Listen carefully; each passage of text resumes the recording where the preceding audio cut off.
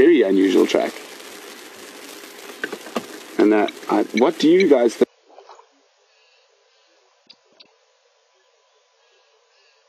These tracks, very unusual track. Just go out a bit wider and show the other side there, please, Andrew.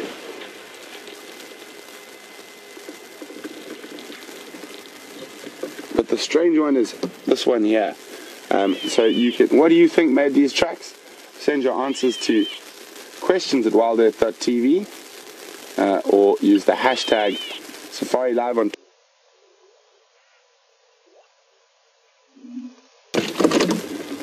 But I don't think we're going to be able to get through further this side, so we're going to reverse. But a nice, interesting track for you guys to try figure out while we try find these lions.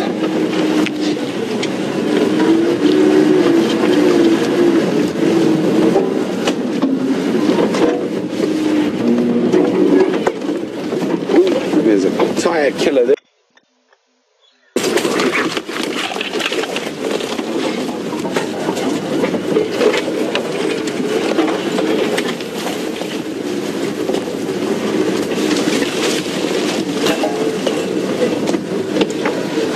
Keeping our eyes peeled. We know the lions are around here somewhere. I just saw Aubrey through the bush to my sort of northwest.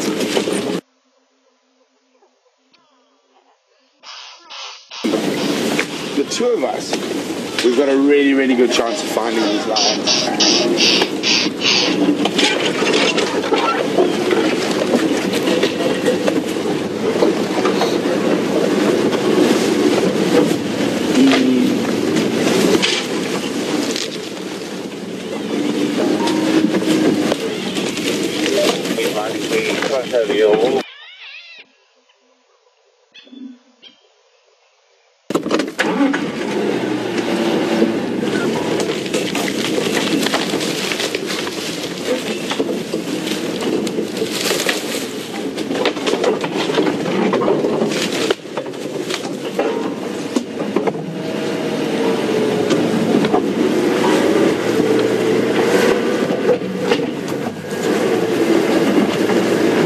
Concentrating really carefully now. What we're looking for if they're lying down is that white belly, or we're just looking for like a tail flick or an ear flick in this grass. You can imagine this grass is almost the same color as the lions, so we've got to use our eyes quite carefully now.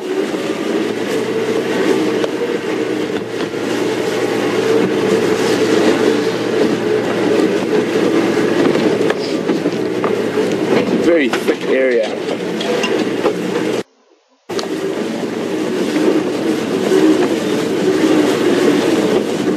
Oh, there's a gap.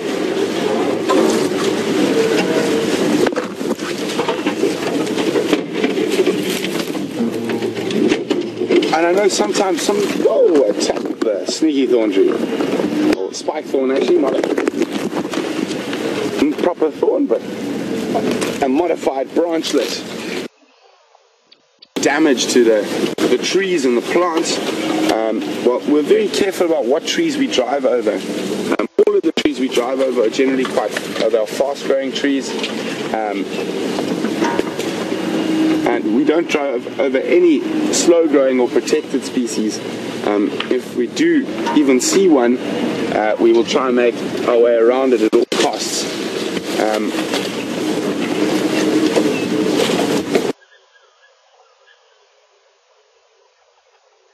The growth point of grass is actually under the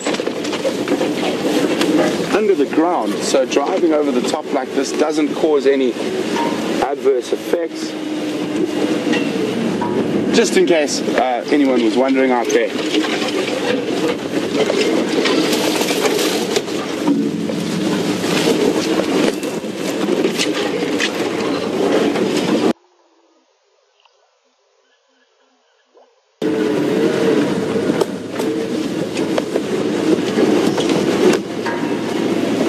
Switch off and listen for a second.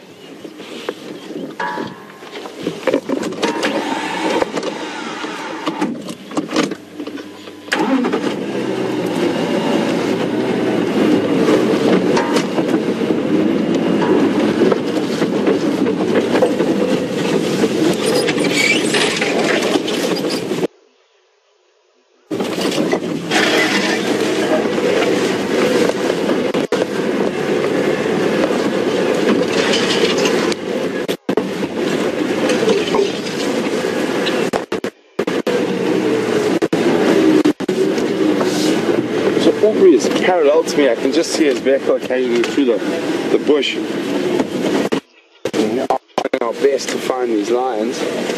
So what happens quite often when you walk into lions during the day is they get a fright, and man is the dominant diurnal predator, so they'll normally jump up and run away a little bit, but it is the most effective way to track them.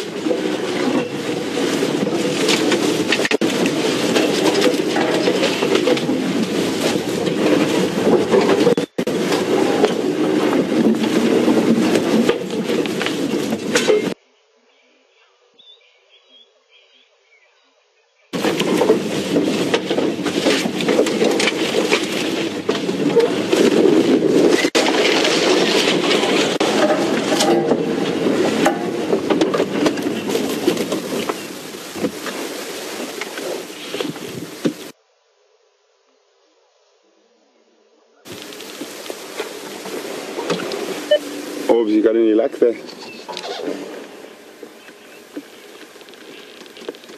No on my side. Mine too. I think I might head a little bit further east and try a bit closer to the Ndlela.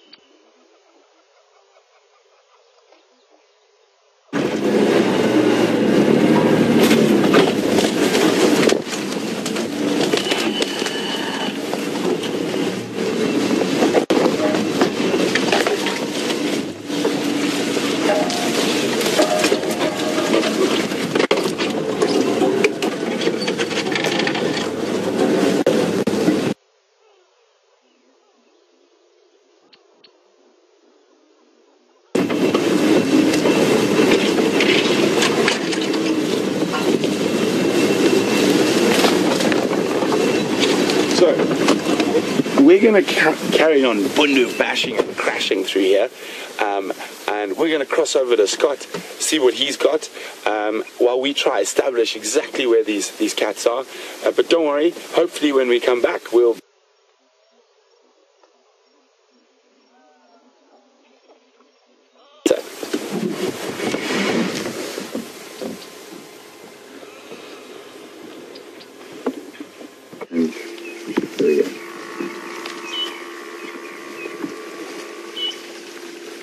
Welcome back, everyone, and finally we managed to track down this large herd of buffalo. It's a sight we don't often get to share with you. I'm so happy that they are on Arathusa.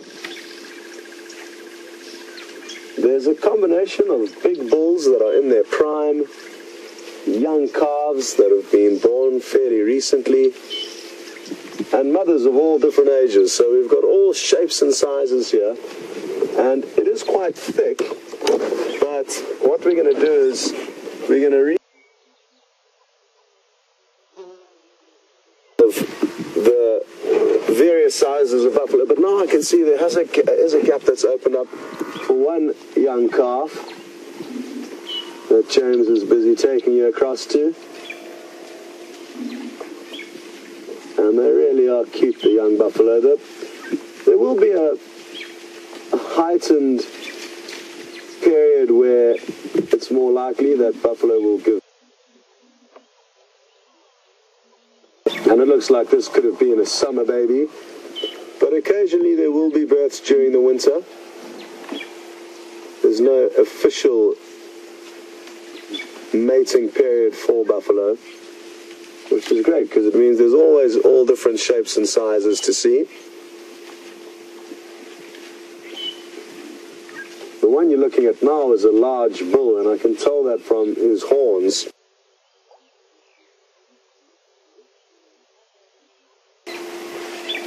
behind we've got a female, and even though her head's a little bit obstructed by the bushes in front of it, where the horns meet at the center of the head, there's no large bulge, and it's often hairy, whereas the males will have a very large bulge of keratin at that central part of their horns. All of the individuals you can see now are females. And when we facing us, we will be able to point out the differences to you.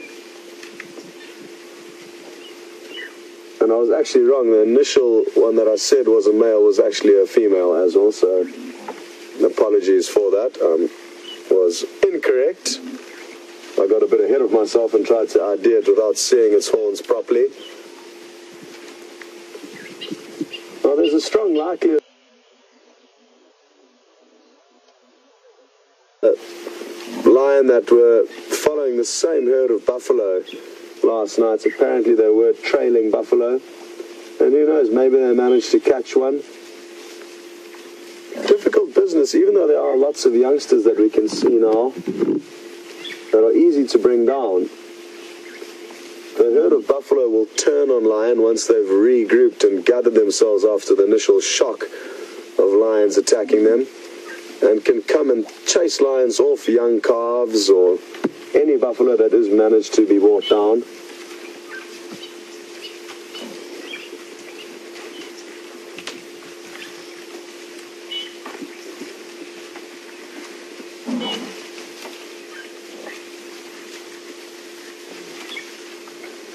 You may from time to time notice small birds jumping on the buffalo's backs. And I'm going to keep a very close eye out for a yellow-billed oxpecker. The majority of the oxpeckers that we can see are red-billed oxpeckers, which are common. But occasionally on these large herds of buffalo, we can get lucky and see the yellow-billed oxpecker. It's slightly larger than the red-billed, and half the bill is yellow, half the bill is red.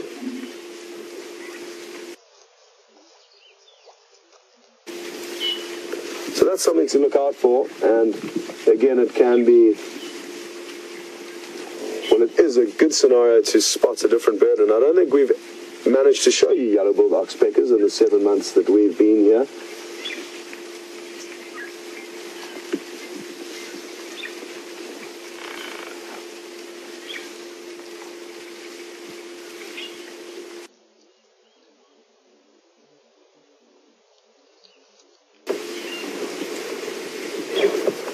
I'm wondering where I could reposition the vehicle to try and get you some clear images and get James into a better position to show you the herd.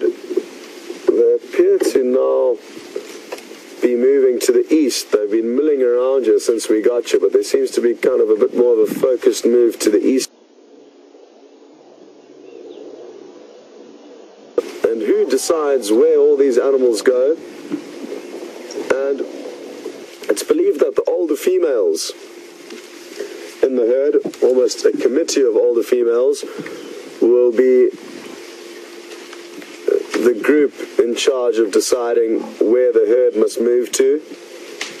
And they are called pathfinders for this reason.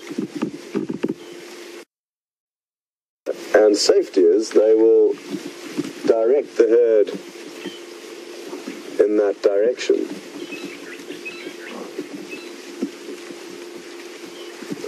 I think what I'm going to do is reverse a little bit now and try and get ahead of where they're moving and let them hopefully slowly filter past us.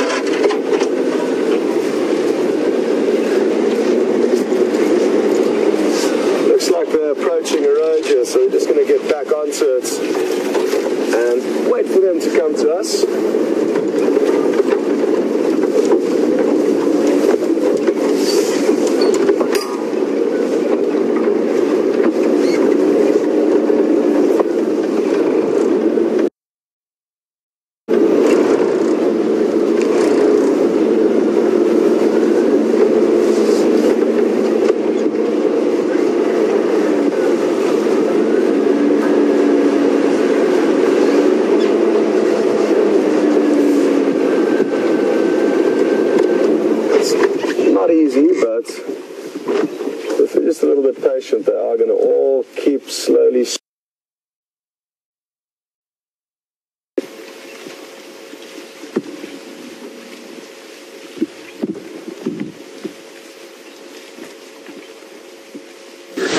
Into the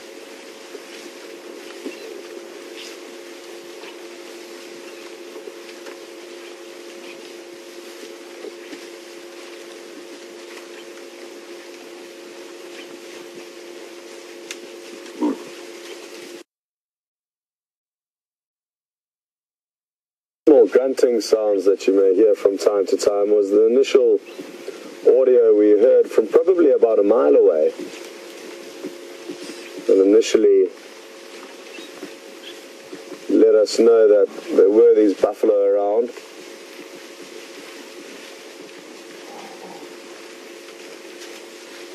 And those little grunts are just the buffalo communicating amongst themselves.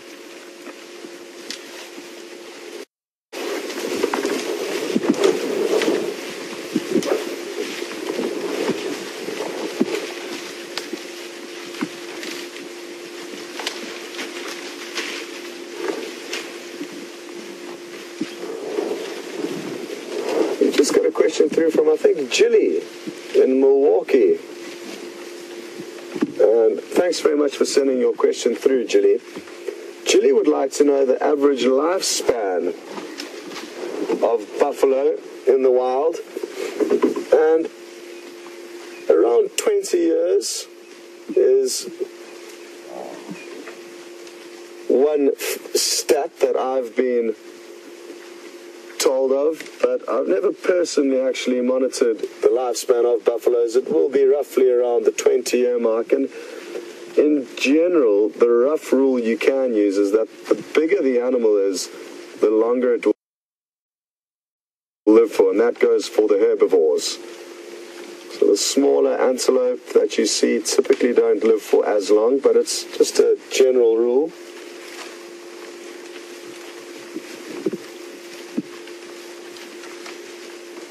So this herd is approaching us at a fairly rapid rate now, and soon we will be surrounded by them, which is great. It's tricky to guess how many are in this herd because it is very thick and we probably can't see a large portion of the herd. But from what I can see, I'd say there's potentially around 100 animals in the herd. But then again, there could be more.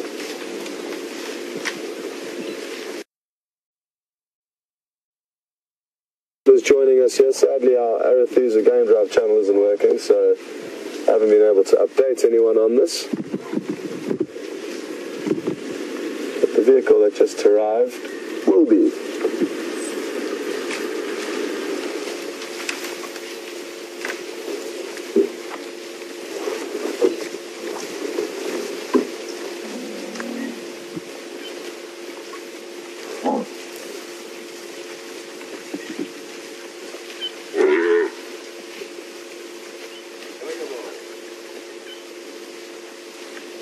Well, good morning, Terry in Florida, and I hope you're enjoying this buffalo sighting as much as we are.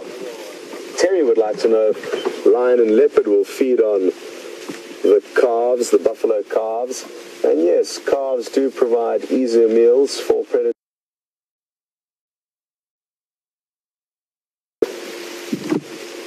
But like I did say earlier, the adults will defend their calves and even come up to the lion and confront them once they've pulled down one of the youngsters.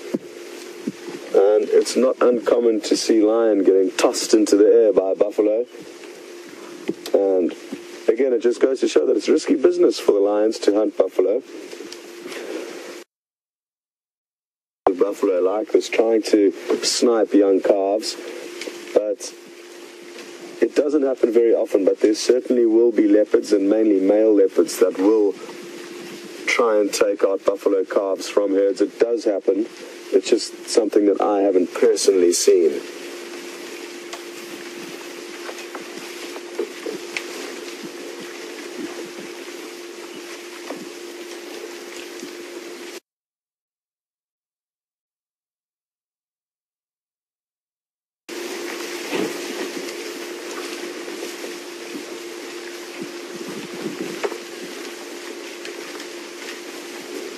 she's got a broken horn. And thanks to Suzanne in the Netherlands for correcting me a few weeks ago on the topic of horn borer moth, which is an insect that feeds on the keratin sheathing of the buffalo's horns, this outer brown casing that you can see. Within that is a white bony inner, and the insects that feed on this keratin sheathing will obviously make it thinner and weaker, and therefore sometimes cause some buffalo's horns to break off.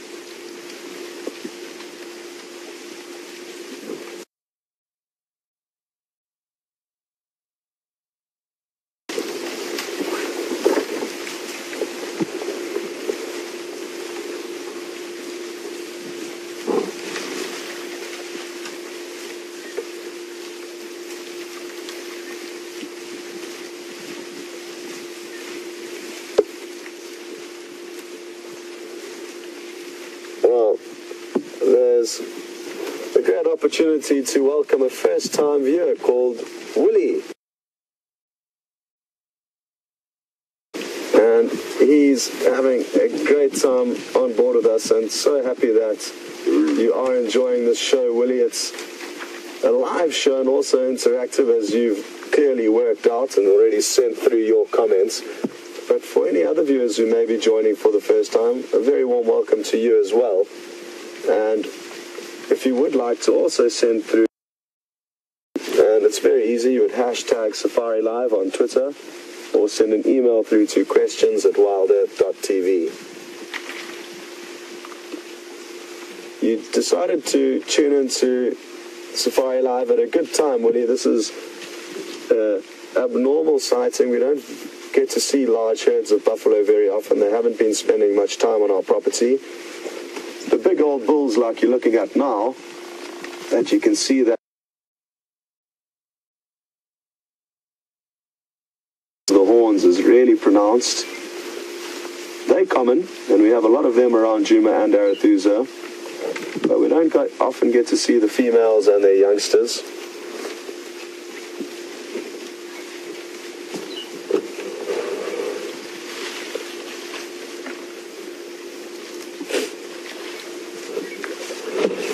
And as you can tell, as James pans the camera across, there are buffalo all around us.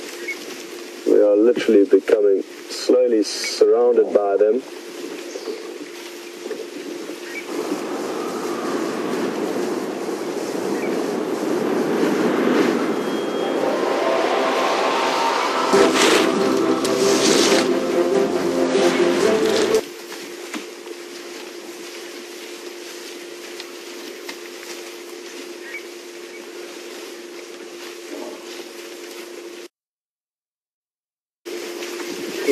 Good morning, Don in California, and thanks for sending your question through. Don would like to know if I've ever seen any freakishly large buffalo bulls in the years that I've been doing this.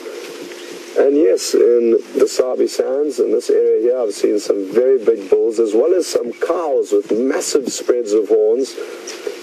It's not uncommon their length. And also up in East Africa, I saw some massive buffalo bulls. And we are really privileged in the quality of horn sizes and body sizes of the buffalo that we see in this area.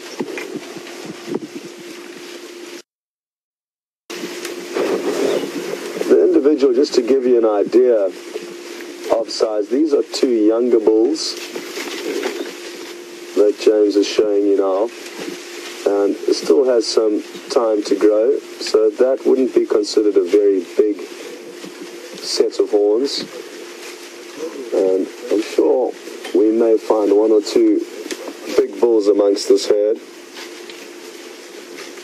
if we spend enough time here, which is the plan. We're not rushing off anywhere.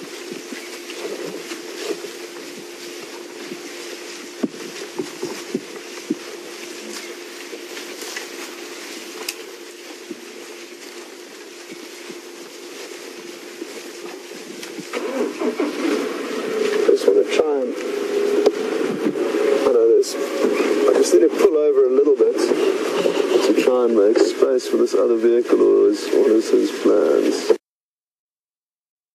I think he may be...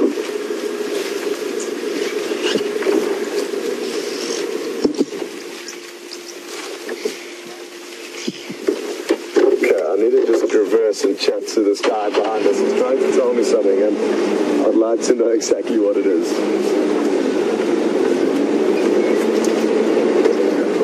How's it, Paul? Good, thanks.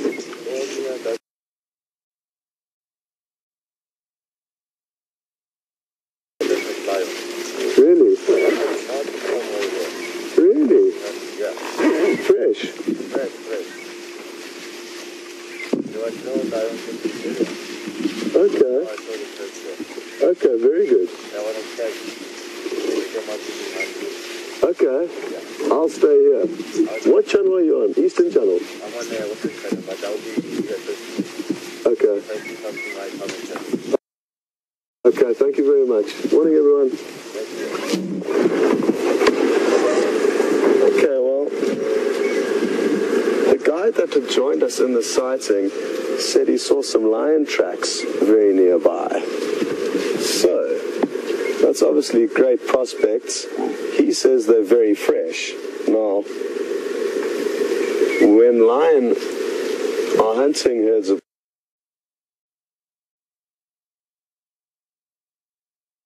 pounds, but there could very well be lion close to us, which is great news.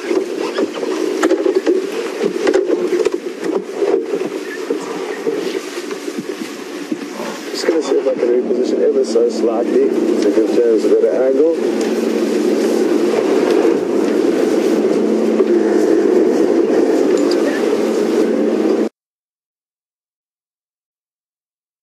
Nice open clearing here with so many buffalo staring at us. Look at all of them in there.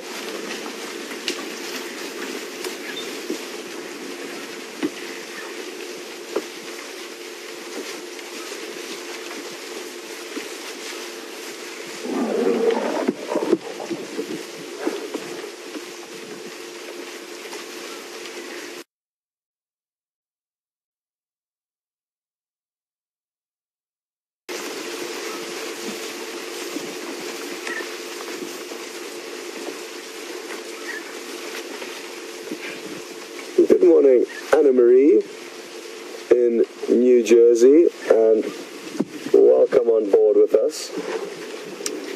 Anna Marie would like to know what the gestation period is of the Cape buffalo, and Anna Marie, I must commend you on calling it the Cape buffalo. These may often be called water buffalo, but that is the incorrect term. Water buffalo are animals that occur in India, and the official term for these buffalo are Cape buffalo. Their gestation period is about 8 months, as far as I'm aware, but I could well be off. But I think that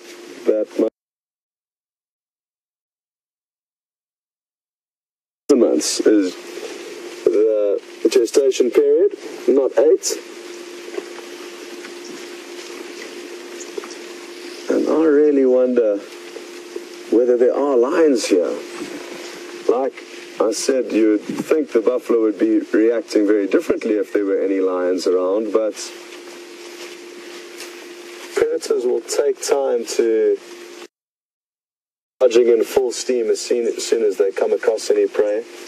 And there could be some lion watching this herd from a close distance, waiting for one animal to drop behind, waiting for an opportunity to strike. We'll know all about it if that happens. There'll be thundering hooves and clouds of dust.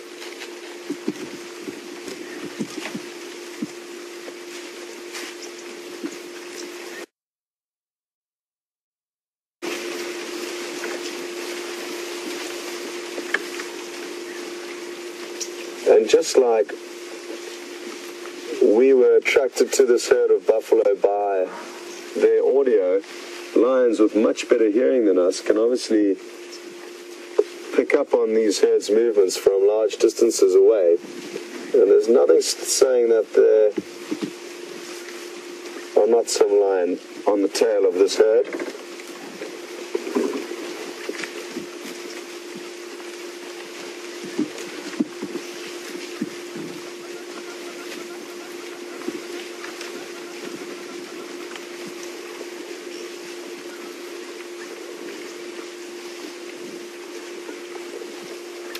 Well, good morning, Remy, and thanks for your question. Remy would like to know, how lions attack? Well, typically the adults will stay on the outskirts of the herd and keep the youngsters in towards the middle. But as you can see now, as the buffalo move around, some calves may stray a little bit away from the central parts of the herd. And they will rely mainly on the adults, their mothers and the big bulls in the herd, to come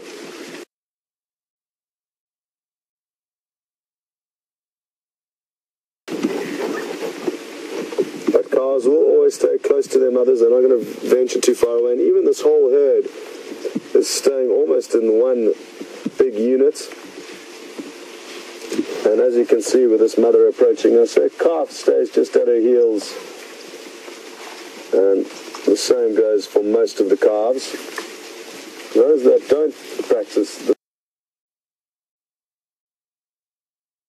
ensures that only the strongest, fittest and cleverest survive. You can see this is a female now, judging compared to the males. Look at that hairy central part of her horns. And there's no large helmet or casing or crown like the males have.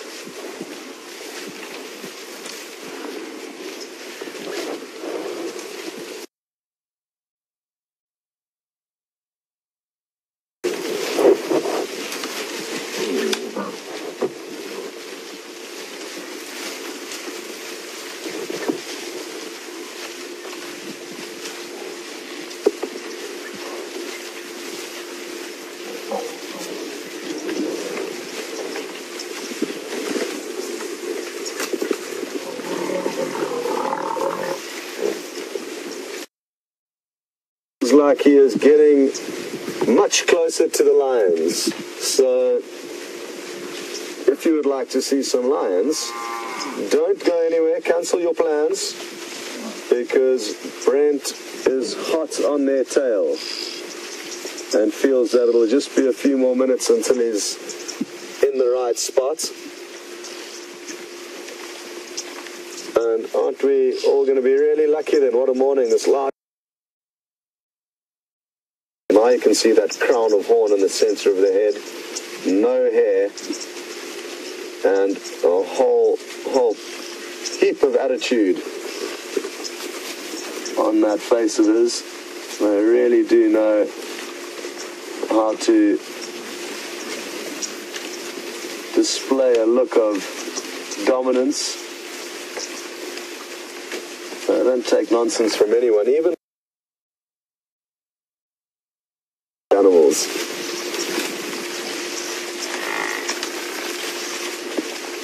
This is almost as if this big bull was watching over us, and he continues to come closer to us as the rest of the herd passes by. He's almost their protector.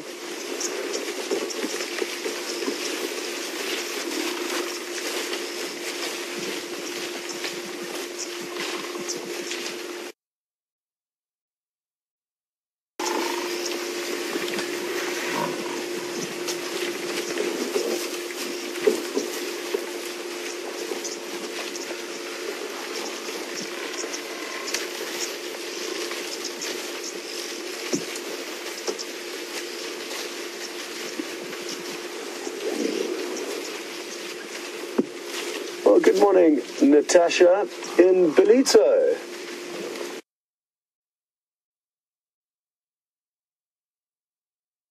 Having a wonderful day at Belito. Belito is on the east coast of South Africa, for those of you who don't know what we are talking about. And Natasha would like to know whether buffalo bulls will come into a period of must which is a sexually heightened period that elephants will come into. And not that I'm aware of, no, they will be prime peak of mating, which would be kind of in the, I guess, in the summer months, aiming for a hopeful birth in the following summer. And after the 11-month gestation period, that kind of works out. So they'd like to mate in summer, but I've even seen a few bulls mounting females at a distance in the thickets while we've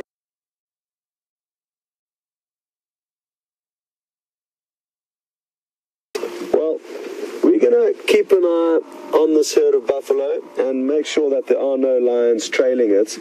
But I think it's a good time for you to jump on board with Brent. He feels like he's getting closer to those lions, and I hope you all get lucky. We'll see you a bit later.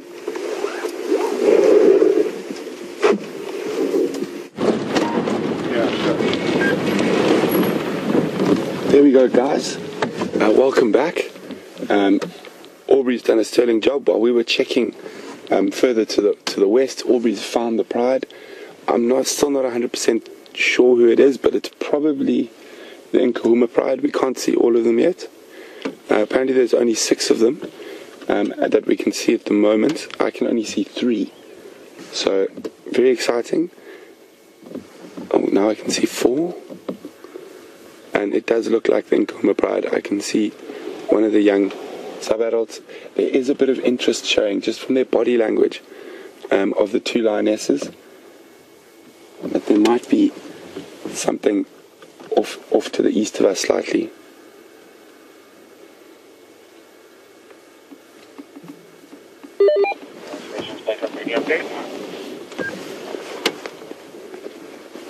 So this is why it's very important to work as a team.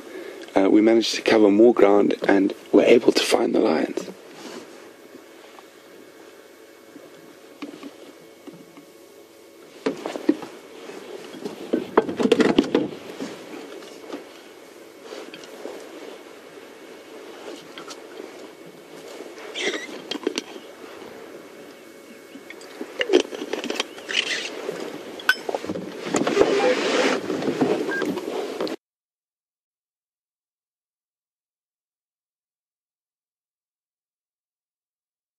Aubrey's just located, looks to be the Nkuhumas.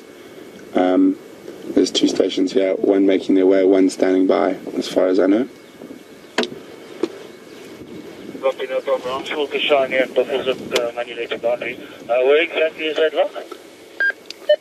Gallagher shortcut, probably about 200 meters to the south of the fire break. Alright,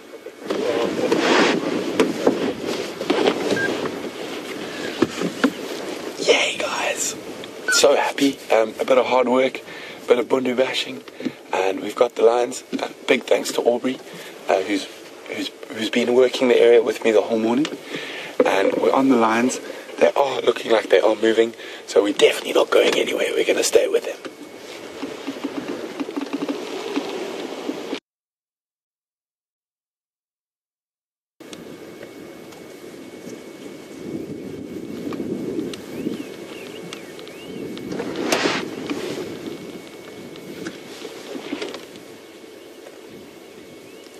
See how she's moving very slowly and listening constantly.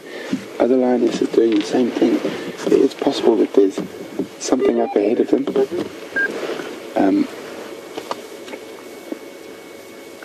We're up on a crest, so there could be buffalo.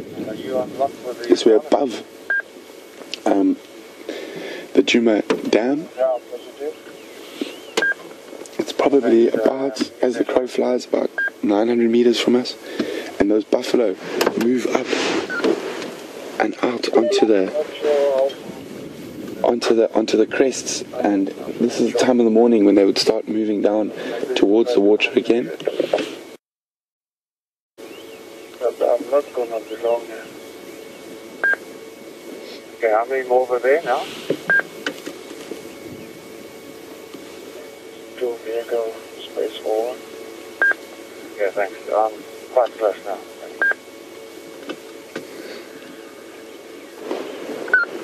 So I can still only see 4 individuals. We've got this lioness here. Yeah, I'm just coming up to the side. There's 2 there, and there's another lioness. We might just be able to make her out through the bush. There we go.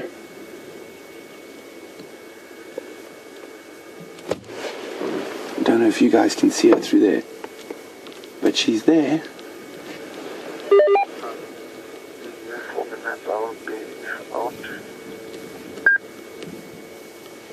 No, no.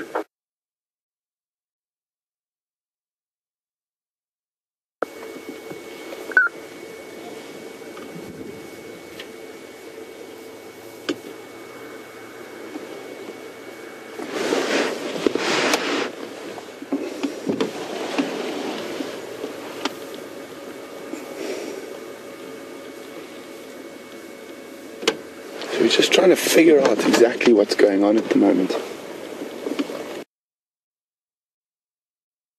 How it stands out, and that is a following mechanism for the other lions to follow them through the bush while they're hunting or whatnot. You can see how distinct the blacks behind the ears are.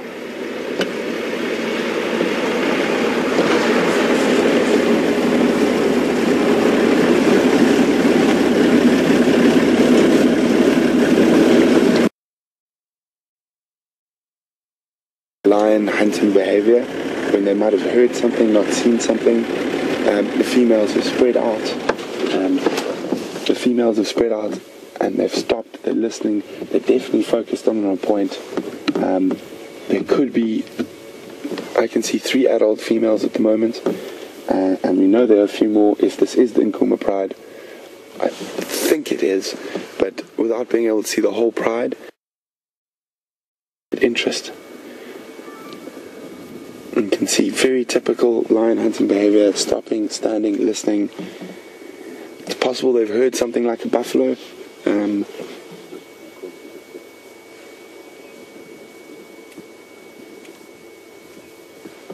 So guys, I'm just going to chat to the other vehicle that's just arrived next to us, just to let them know what's going on. We can only see 4 out of the...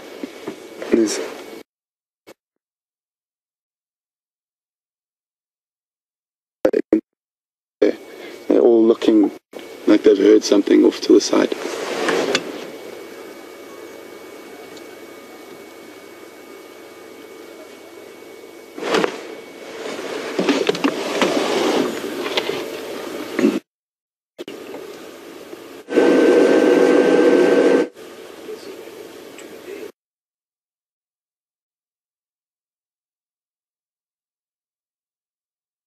You can see she's very intent on something.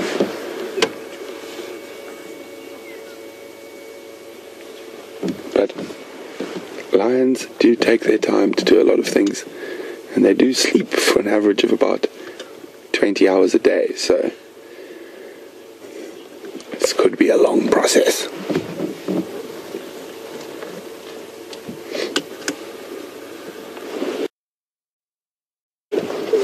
It's warming up quite a lot. I'm gonna take my jacket off now. This morning seems to have got hot really quickly. And maybe it's just because we were so focused on trying to find these lions, we weren't really paying attention how the temperatures changed.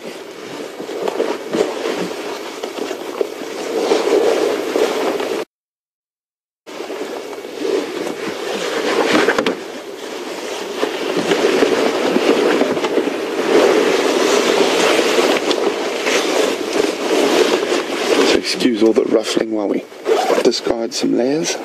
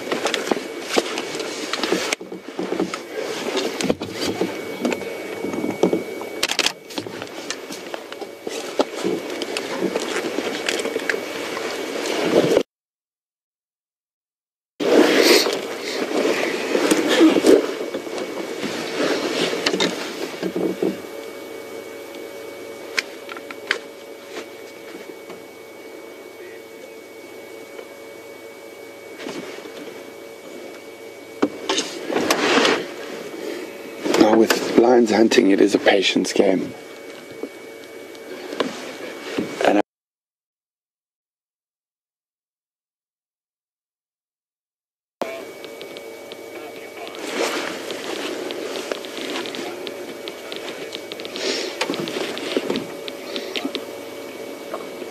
so while we're waiting for the lions to do something, I showed you guys a very interesting track a little bit earlier that was on the base of that termite mound where there was an obvious hole, and it was a very unusual track. So that's why I asked you. And oh, sorry, the sun's just really getting me at the moment. Let's do that. So that's why I asked you, and we've had a few answers in, and no one's got it right so far. It's a very unusual track. It was an elephant's trunk, where the elephant had put probably about a third of its trunk on the termite mound and just rolled it there. So it looked very much like a python or a big snake track, but it was just the elephant's trunk. It was just really unusual. That's why it looked like it was completely, definitely not an elephant. But a few of you did get it right. Gilly, Elaine, Patty, Joanne. You guys were the first to get it right, so well done to you guys. A very unusual elephant track.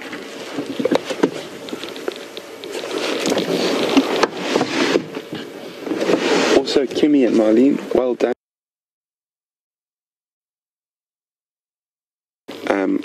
So they can also have a good look at the lines. I'm just going to pull over a little bit and then we'll get back into a position, and I'll explain to you why I'm staying on this lioness on the periphery at the moment.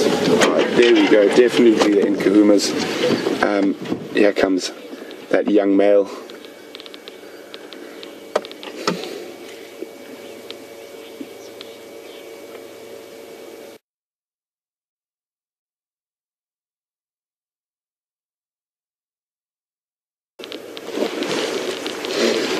So I've been trying.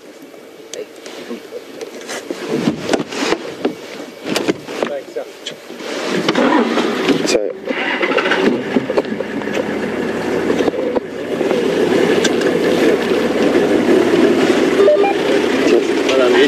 Brent, sorry. Nice to meet you. Sorry, I had an open mic. No problem. Nice to meet you. I'm sure we'll see you out there again.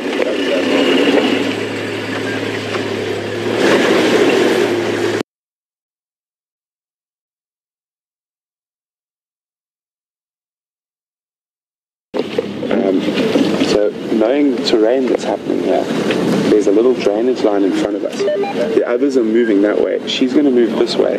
What I'm going to try to do now, that I'm staying with these is around the corner, and if they're all on the move now except for the one lying next to us. But the reason I'm staying right here on the edge is they are heading straight across towards where this little road goes.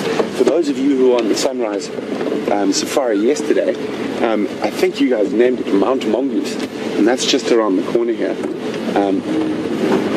So yesterday we were looking at Africa's smallest member of the carnivore family on this road, and today we're looking at Africa's largest member of the carnivore family.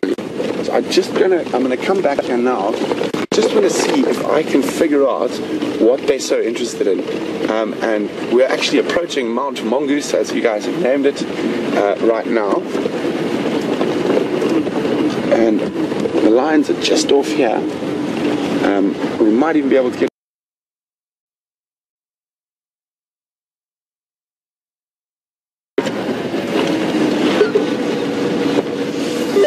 So it's possible that they were chasing something and they've been split and now they're looking. So we're at Mount Mongoose, literally Mount Mongoose is next to me, but we found another lioness. So they might have chased something. That's why they could have given us such a hard time when we were tracking this morning. So I think we're going to go off-road.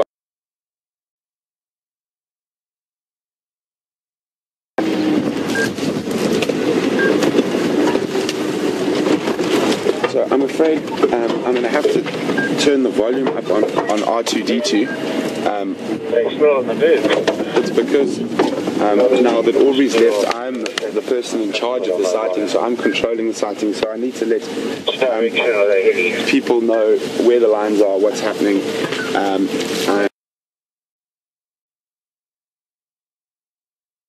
I'll turn the radio off, so you're just going to have to bear with the beeping for a little bit.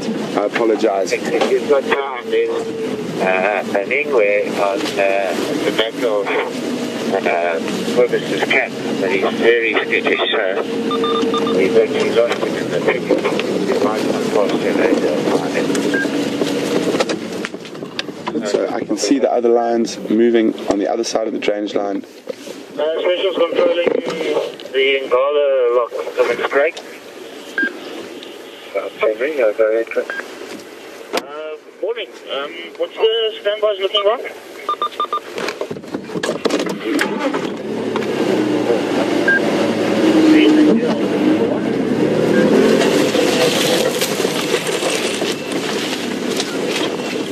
So as you can see, the lioness walk in front of us there.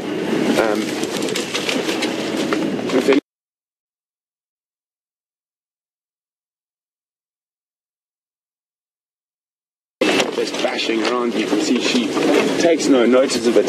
She's been followed by vehicles since she was a cub. Oh, have we managed to? They've changed their direction slightly. We might be on the wrong side of this drainage line, which is fine.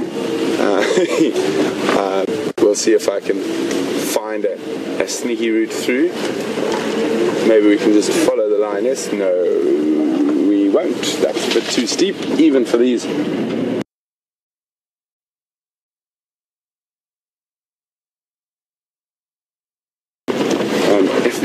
If we were following wild dogs, it would be a bit of a problem.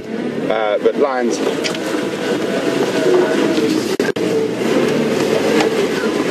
Yes, this looks far more civilized.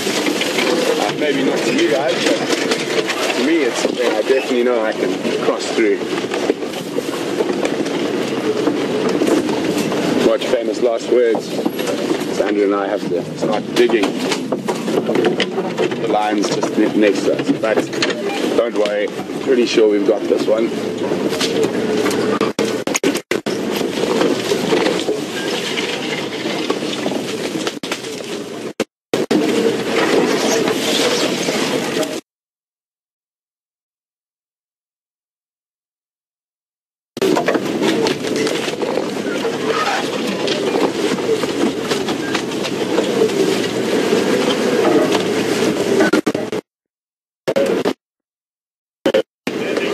Sight of those lines for a second. I'm just gonna, I think there might still be some behind us, but I want to stay up ahead with the females in the front in case they do spot something. I've got them again.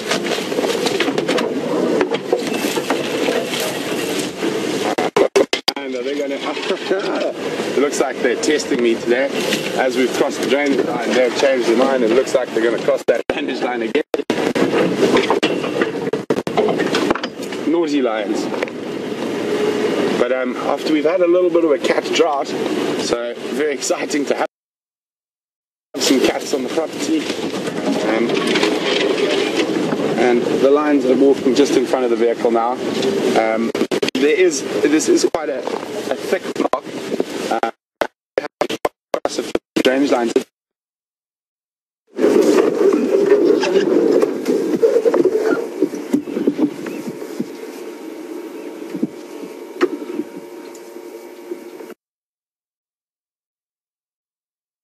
Going through, and apologies for that, but we've literally just got into position here. And what a morning this is. Buffalo, lion, and now leopard.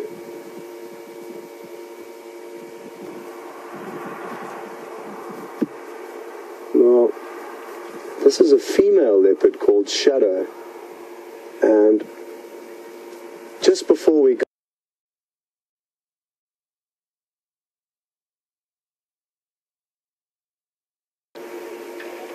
but then she would have obviously told the cub by a few snarls and growls that it's time for the cub to stay put. And she's moved off a short distance from where we were told that her and the cub parted ways. And she's just taking some time to relax in the shade.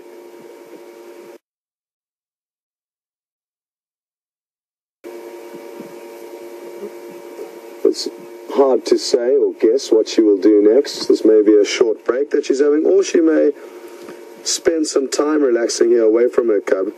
It's not uncommon for adults to leave cubs away from where they are, because cubs naturally want to play and suckle and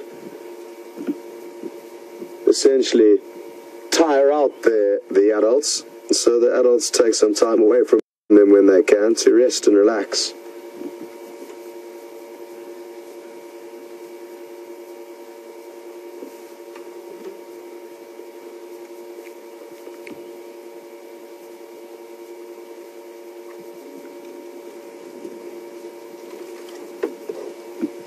Now, apologies for the branches in the foreground, but we are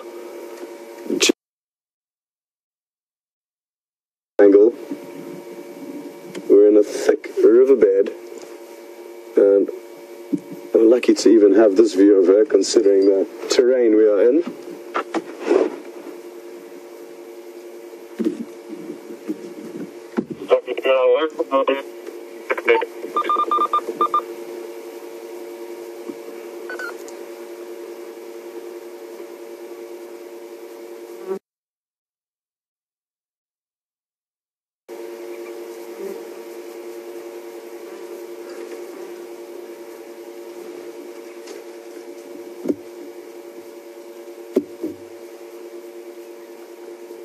And this is not only great for this current safari that we're all on now, but it's also good prospects for this afternoon. She has left her cub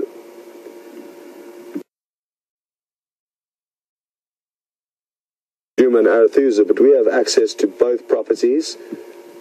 So the cub, who is called Sindile, is on Arathusa, and the mother shadow is who we are looking at right now. And where is she going to head to next? Okay.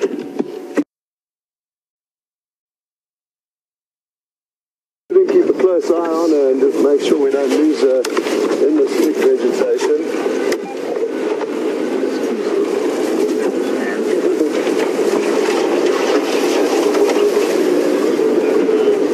We try and get another visual of this leopard and follow out of this thick stuff.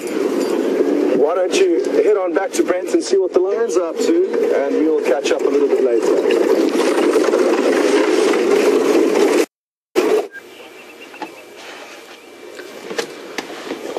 Welcome back, guys. Sorry about that crash, but I hear you crashed straight to a leopard. Isn't that wonderful? Amazing morning out here so far. Well done, Scott.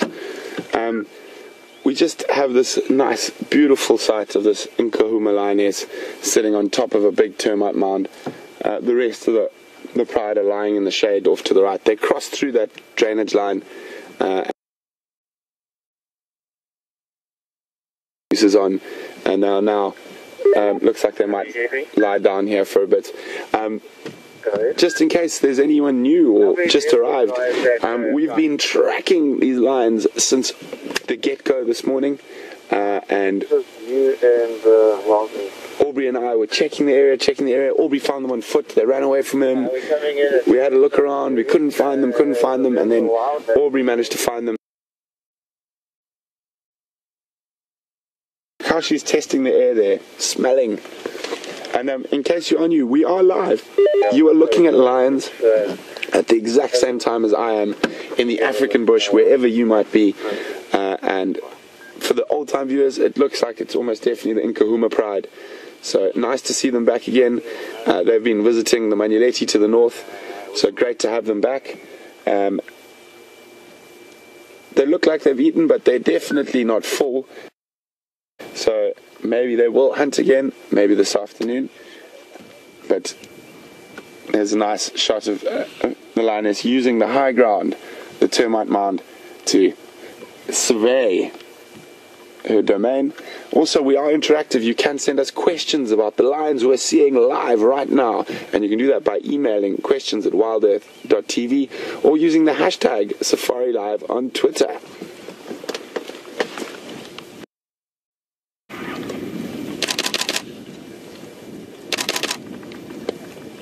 So if you hear that clicking, don't worry, that's just my camera. Such a beautiful shot, I can't resist taking a few photographs.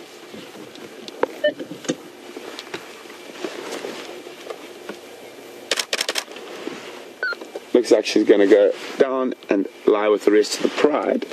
Oh, she smelt something.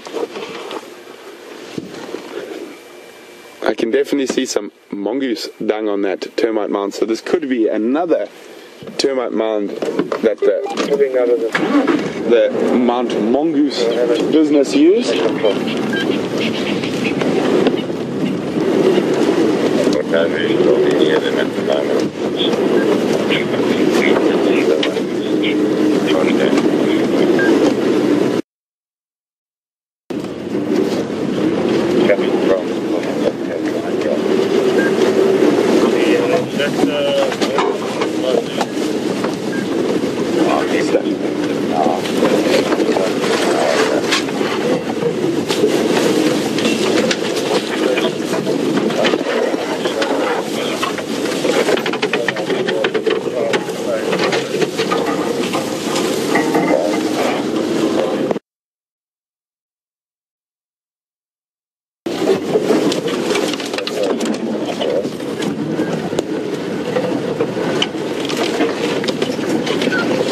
Station's looking frozen. I'm with the majority of the pride lying up off that little link. I think it's called Ephraim's link, that comes off Gallagher shortcut to the Buffalo. So cut line, you will get my visual if you carry on that little link road.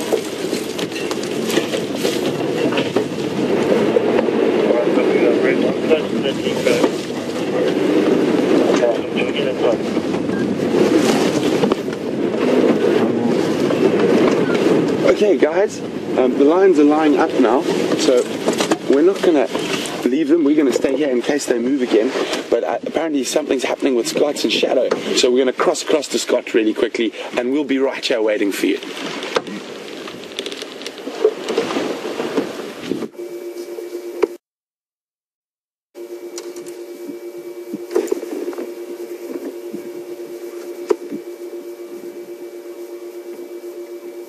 Welcome back, everyone. And this female leopard is stalking something. We're not sure what it is, but look at her body language. We can see her tail flicking from side to side, and she's poised and ready. Is in this direction before she stopped, and is now acting far more stealthy and cautious. It could be any given prey item up ahead, a steenbok, a duiker, potentially impala. But you can tell from that body language that there is something up ahead. And as we continue stalking through this grass, and she appears to be slowly flattening herself to the ground, trying to make herself less and less visible to whatever it is that's up ahead. There she goes. She's completely flattened herself now. And I'm just going to creep forward a meter or two. We don't want to interfere in whatever it is that she is stalking. I can hear James, and I can hear something rustling in the vegetation, and that gives you an idea of how difficult it is for her to creep up to anything. The vegetation is very dry and rustles as animals move through it. Just earlier this morning, 2 francolins sounded like a... So it gives you an idea of what she's up against in terms of getting close to the prey. It's very dry vegetation. Let's creep forward a meter or two and see if we can't see what it is that she can see.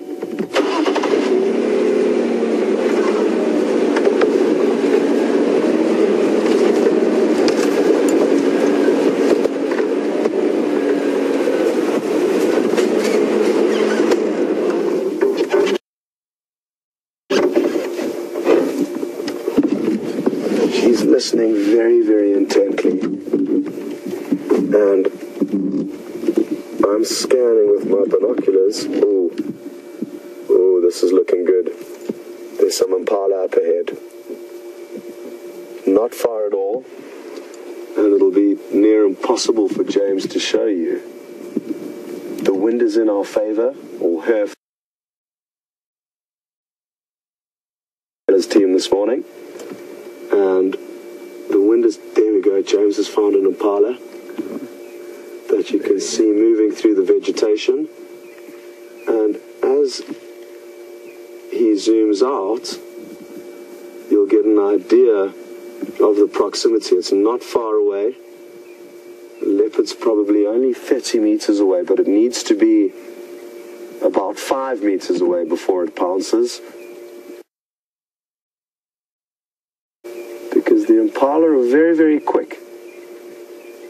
And because she does need to get so close, that is why she's stopped now. She's assessing the situation.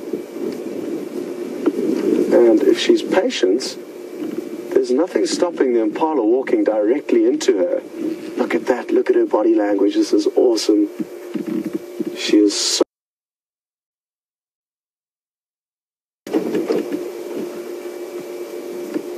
But she knows that this is a great opportunity, and rather than rushing in there, she's taking her time to work out what the best possible attack would be.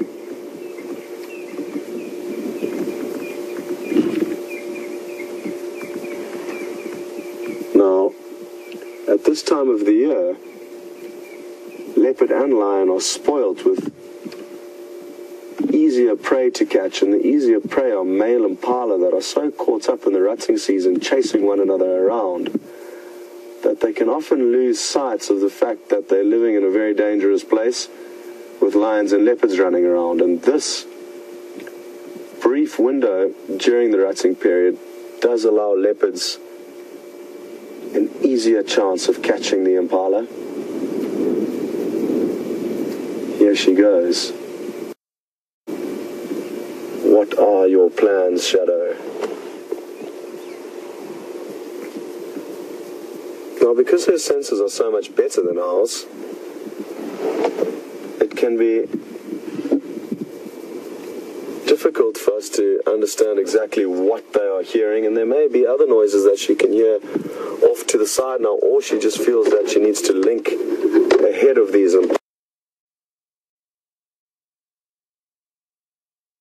distance that we don't interfere or impact on what happens here.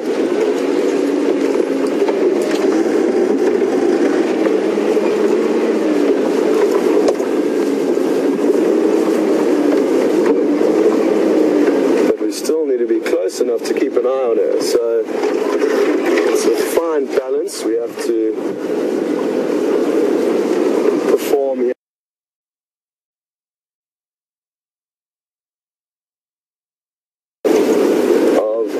Exactly she is.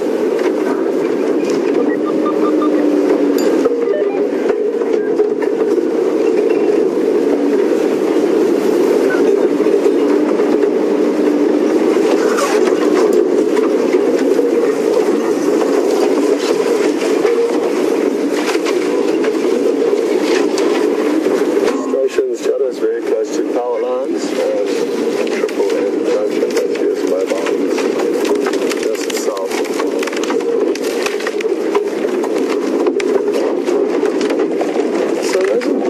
Seem to disappear. I'm not sure which direction they've gone, and she seems to be continuing moving to the east alongside us on the right hand side.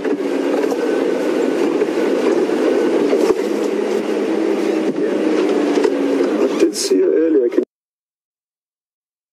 you see her, James? Let's maybe get a little bit closer in there.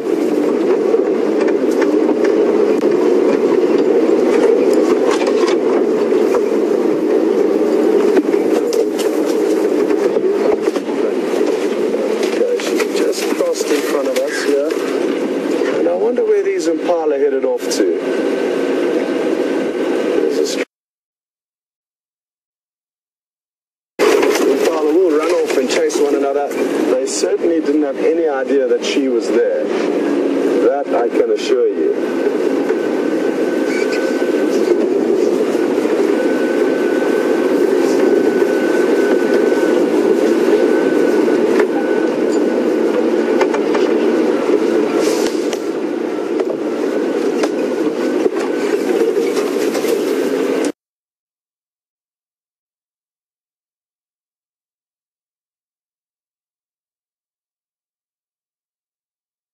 To warm us.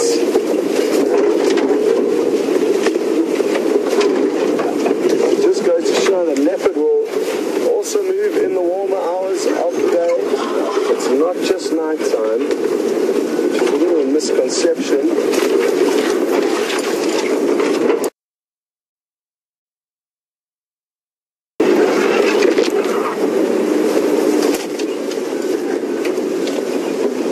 That we're going to be able to move ahead of her and stop the vehicle to allow James to film her and all of you to see her, but we do have to keep with her, otherwise we'll lose her. And I'm guessing she's going to pop up this termite mound, so I'm just going to stop here, and she should continue up onto the termite mound. They will often creep up for a good vantage point, and she appears to be doing that right now.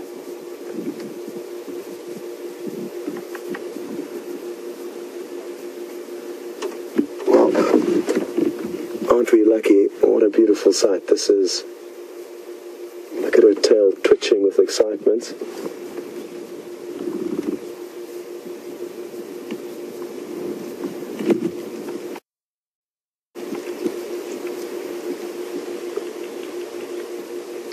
She flattens her ears as she pokes her head over the termite mound to see what's on the other side. I'm sure we would have seen that tail flicking a lot more excitedly if she did see anything.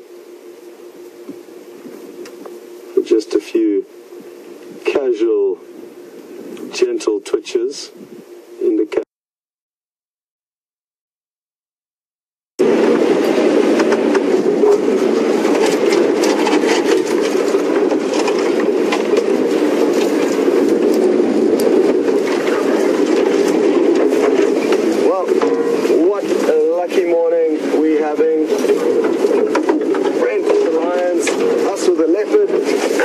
On the move. The chance we could see it hunting is very good.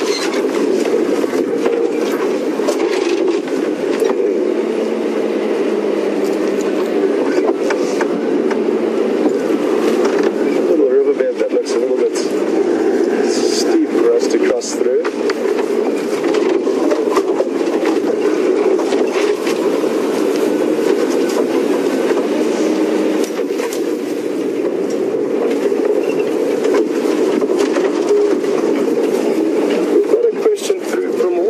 Asking if leopards are solitary or do they live in groups, and they are indeed solitary, Willie. Unless they are mating or they are with their cubs, you will typically only see leopard alone. And it's only the lion really in the whole world that have realized the benefits of living in groups or prides. Other cats are all basically solitary. Well, we try and find this leopard again though, and keep an eye on it. We're going to link across to Brent, see how the lion are doing, and we'll catch up with you a little bit later.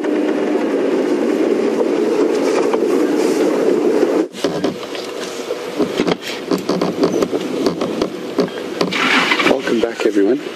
We're still with the pride. There is a bit of action going on, quite a lot of social greeting. We all know how important this allo grooming is called. Social interaction is very important to affirm the pride bonds, especially if you've ever seen lions feed. They forget all their manners. They will bite, scratch, and beat the absolute. I'm trying to look for the correct word without getting into trouble there. They'll have a big go at each other, and quite often when you see an injury on a lion's face, a scratch or a swollen eye, a swollen cheek, it's from actually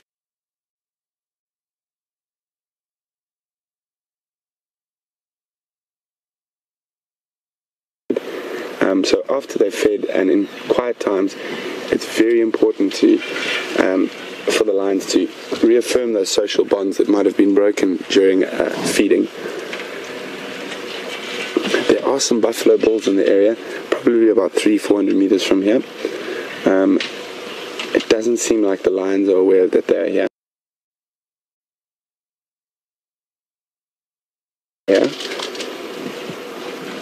And when you're tracking lions on foot or walking through the bush, it's a very interesting thing.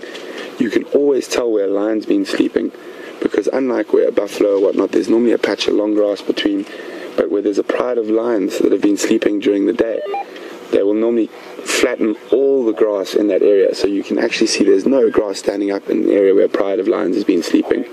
So if they stay in this area during the day, the majority of that grass that's standing up between them now will be flat by 3 o'clock this afternoon. So for those of you who might have tuned in late or are new to Safari Live, we've been tracking these lions since we've been out early this morning, and we've had their tracks. Aubrey managed to find them on foot. They ran from him, and now we found them a little bit further to the east from where they were earlier, where we first saw them. So really, really great to find them, and I know we're very happy. Scott's got a leopard, I've got lions. What a fantastic morning. So if you are new, we are live. You are seeing these animals live from Africa, wherever you are in the world. We also are interactive, so you can send us questions, and you can do that by emailing questions@wildearth.tv, or just use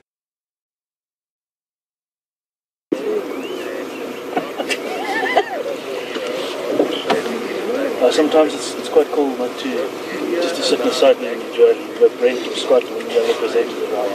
It's my favorite thing today. Chill out. Hi, Carol and John from California. Welcome to the Sunrise Safari. Great to have you with us this morning. Carol, oh, excuse me. Carol and John are both asking the same question about that young male lion that is a member of the pride. He's pushing about 3 years old, and the last time we saw him, this pride, he was not present with the pride, and there was a lot of speculation whether he had been pushed out already, and they'd like to know, because the two dominant males in the area, the Matimba males, are not present at the moment. They're further down south with the Styx lionesses. Is that why he's been allowed back into his natal pride? That is probably the case. He would have been hanging around the peripheries just trying to avoid those males while they're moving around, and now that the males are possibly, we think, very focused on mating with one of the Styx lionesses, the one who doesn't have cubs, it's very probable that he's used this opportunity to sneak back into the pride and to take as much time and build as much strength and stuff from all the meat he's getting from the pride before he has to set out on his own.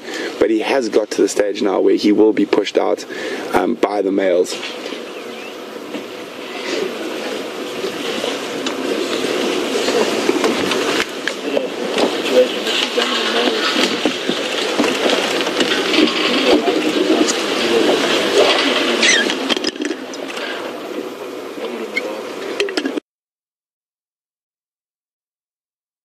Morning, Gail from Chicago. Welcome on the Sunrise Safari, Gail. Gail would like to know, do we know whether any of the lions and leopards that we see regularly are pregnant at the moment, and when was the last time lion cubs were born? Gail, the last time lion cubs were born was probably about now just over 3 months ago to the Styx pride. As far as I'm aware, at the moment those lionesses are keeping the cubs to the south of us in the Molwa. All 3 of the cubs were still very healthy. This pride probably had cubs, the last set of cubs here probably pushing about 1.5 years at the moment.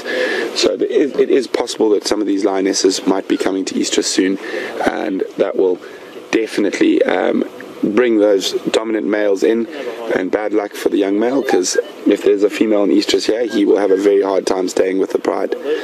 So, and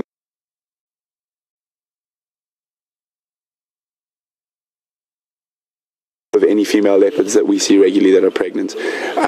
Karula has been seen mating with Tingana and Mvula to the north and to the south of us. So it is possible, but we're going to have to wait a few months to know if she's actually been impregnated, because she was mating earlier, I think in December, and that did not come to fruition. So at the again shortly, and that's why those Matimba males are spending the majority of their time down to the south of us, and I think she might be coming to Easters quite soon, so there could be some mating activity. With the gestation on both lion and leopard, it's between 90 and 100 days, so very short gestation, and the reason for that is that they have a very high mortality rate amongst the cubs of lion and leopard. So 5 to 10 days of the cubs dying, they'll immediately come back to an estrus cycle and start mating again. And that is because of the high mortality rate in lions and leopards. Just hang on a second, I'm going to ask. Just now I'm going to ask Craig a question. He travels to the south of us, so he might know a bit more about what's happening with the Sticks cubs than I do. There are 3 of them. And oh, there we go. Thanks very much, Craig. No problem. Craig's just let us know that with those cubs, all 3 are still healthy and well. The lionesses, after we saw them a couple of days ago, they've headed back to the den where those cubs are, and the 2 Matimba males in that area. So the cubs have more than likely been introduced to the males by now.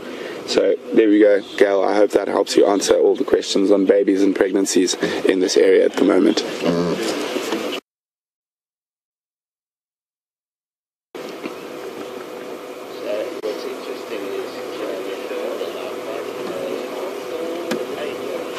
So they were originally 9. Had a run in with the coalition. Hi Raisa, welcome on Sunrise Safari. Raisa would like to know whether all 8 of the lions of the Nkuhuma Pride are here. Yes, they are. We're going to show you now. I'm going to get Andrew to zoom out. I think we'll start. So we'll start off to the left there.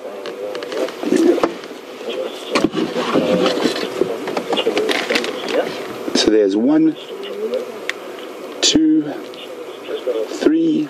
We'll go back right. 4, 5, 6, and then 7 and 8 right at the back. So all 8 members of the Pride are present and accounted for.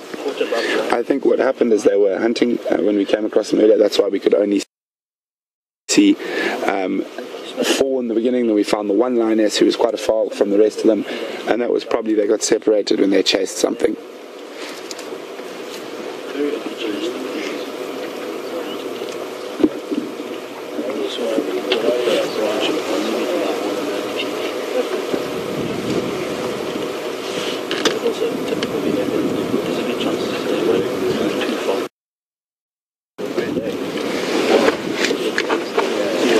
Definitely had something.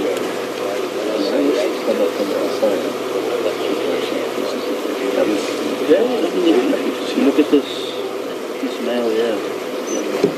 All of them have got a nice little bulge in the stomach. Well, it seems like the Windy City, Chicago, is up and watching this morning. Another question from Chicago. Sid, welcome on Sunrise Safari. Sid would like experience with lions. Well, Sid, it happened quite a few years ago when I was working inside the Kruger National Park in a private concession right on the Mozambique border, and that part of the world is quite famous for man-eating lions that feed off illegal immigrants that cross the border from Mozambique trying to get into South Africa. And we were working in a concession that had quite a famous pride. National Geographic did a show on.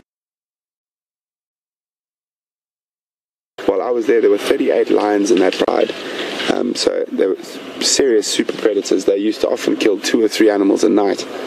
And we hadn't seen them in a few days, and my tracker, Glass, Maramani and myself had their tracks, and we left our guests on a road on a rise above a drainage line, and we walked down into that drainage line following the tracks, and we came through sort of a quarry thicket onto a large sodic site. A sodic site is an area that's got high salts and short grasses, but quite a lot of nutrients in it. So favored by a lot of grazers. That's why you often find a lot of predators around there, because there's a lot to eat. And we walk out of this quarry thicket and we spot that whole sort of mass of lions lying. They're probably about 60-70 meters from us. And as I'm sure a lot of you have heard me say, 99% of the time you walk into lions on foot during the day, they will run away from you. They're not the bravest cats out there. This particular occasion, there were 2 male lions that we didn't know so well that had come in from the north of outside the concession, and they literally spotted us, and at 60 meters the lion will normally lift its head and start walking away. They spotted us and turned around and came to us at full speed. And to give you an idea, a lion at full charge does 21 meters a second. So 60 meters they were on us, and I didn't want to shoot a lion inside a national park, so I shouted at him, "No, you must throw rocks at them." And I won't go into the language I used with the lions. My manners deteriorated, but there was a lot of shouting and bad words thrown in their general direction. They stopped at about 4 meters from us, so when they stopped, they covered us in dust and sand. I was on my knee with a loaded rifle at this stage, screaming and shouting.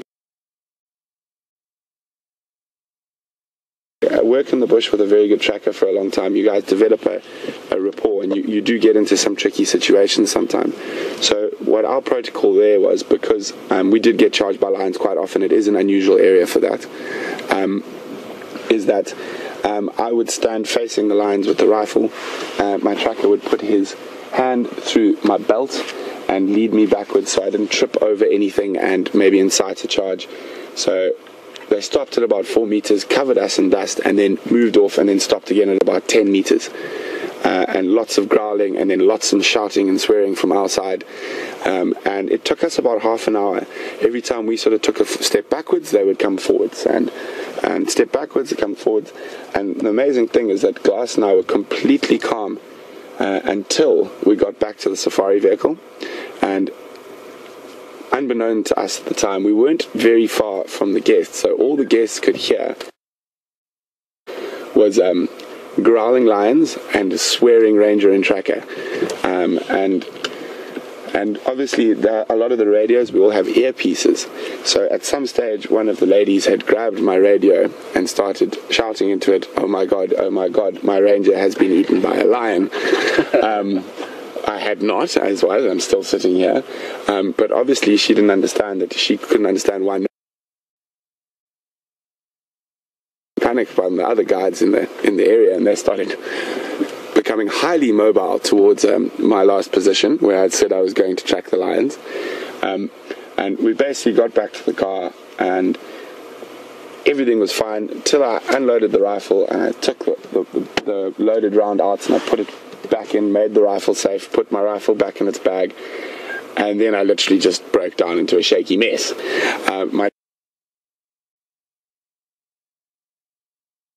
Missing the door, the step, and then one English lady who was on the vehicle had a very good sense of humour, managed to comment, "Brent, it's very nice you found the lions, but we really don't appreciate the language you were using." And for a moment I thought she was serious, but she was just joking. But it did take me a good 10-15 minutes to get the shakes off so I could drive off into the bush and find those lions, and we did proceed to with lions.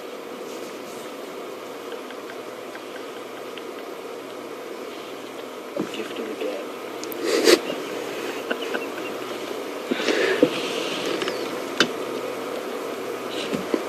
But as I was saying, most of the time lions are completely fine to walk on foot, and I've walked them hundreds and hundreds of times, and only once have I had a really serious charge. So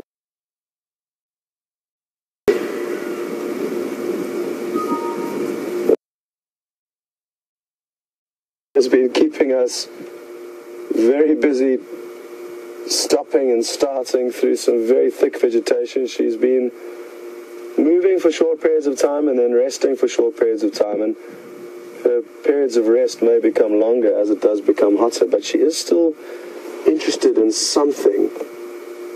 She's sniffing very intently. It could simply be that her empty stomach is fueling her movements.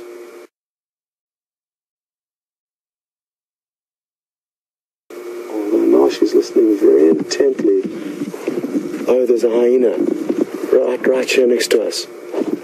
So she's heard of a hyena approaching. And isn't this interesting? It's just come out of a mud wallow. You can see it's covered in mud on its rump. And it can probably smell this leopard. And it's going to continue to use that incredibly powerful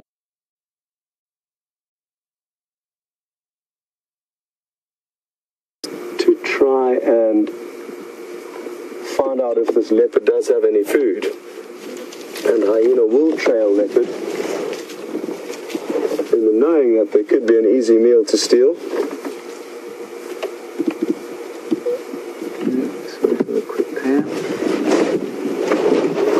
Okay, now the leopard has moved off ever so slightly. We are going to do our best to stay with the leopard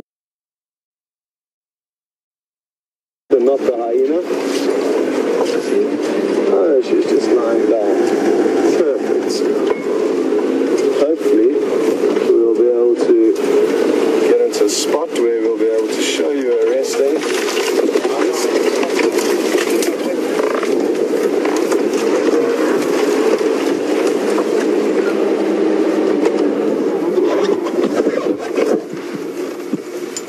She's still watching the hyena very intently, and the hyena are continuing to pace up and down behind us. So at any point she could run off, and I'm sure these hyena are actually going to find her. They are coming closer and closer, and isn't it incredible that they can smell her? She's not worried. She knows she's very quick.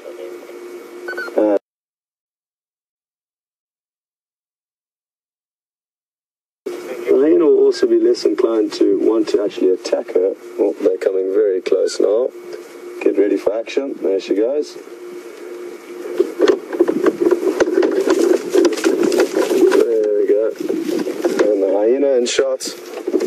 Now, I'm going to do my best to stay with this leopard.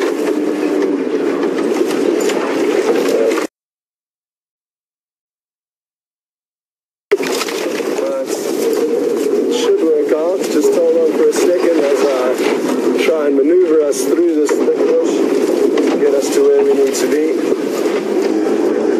Still got the leopard in sight, which is good news. And she's just directly ahead of us now. We nearly got taken out by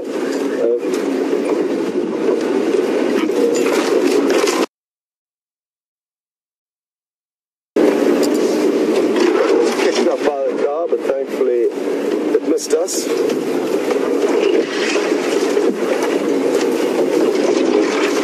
Yes. Good. I'm just going to stop here and let James zoom in as she slinks off into some more thick bush. There, he's already on her. And is she going to jump up onto that log? I'm thinking she's going to. And up there she'll feel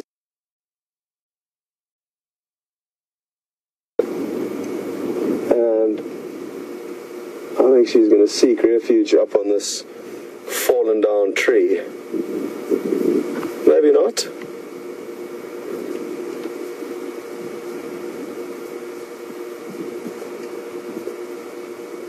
And now, like I said, hyena will trail leopard, knowing that the leopard could make a kill and the hyena could steal it easily.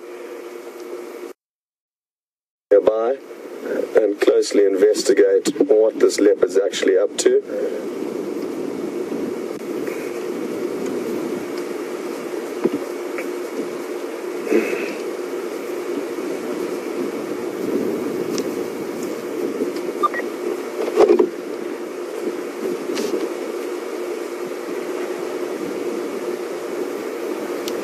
The shadow is now just crossed over Impala Plain.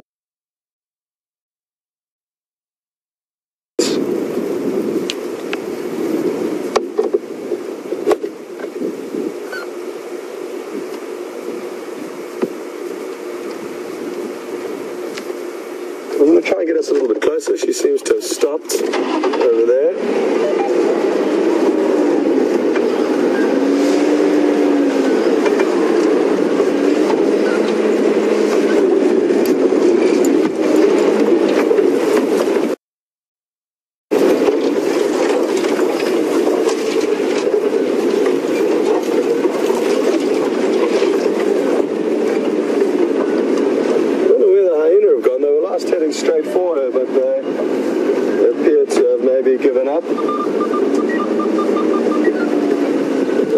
station, confirm you're looking for Scott. Yeah, just wanted to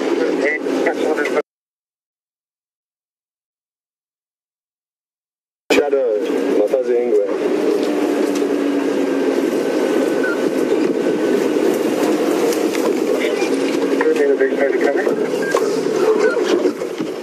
Come along Impala Plains. She's now mobile north from the power lines, just east of Impala Plains.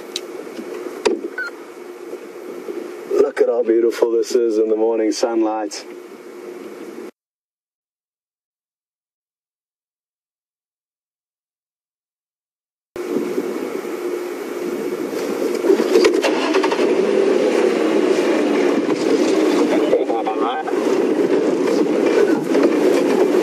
Now, as the name of the road that she just crossed over suggests, there can often be impala in this area, and the road is therefore called Impala.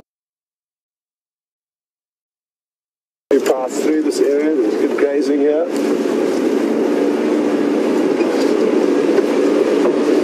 And hopefully she's going to bump into something to chase for us.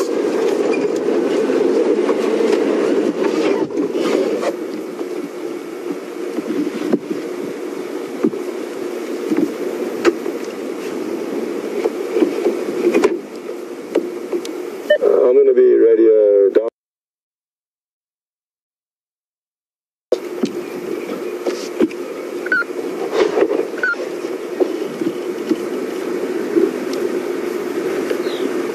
Okay. So now I can switch off the game drive channel. There's somebody else who can give them updates, and we are just going to reposition again now as she dissolves into that thick bush.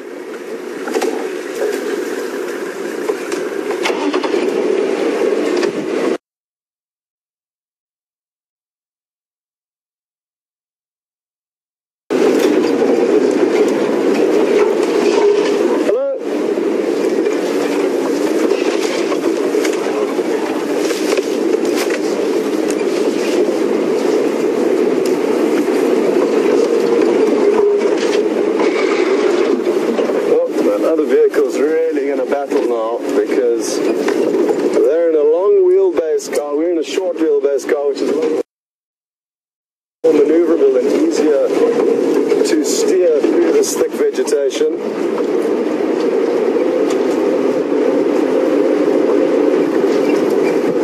And that's a problem that all regular game viewers will have because they need to be big to get enough guests on the back. We're in a unique and rare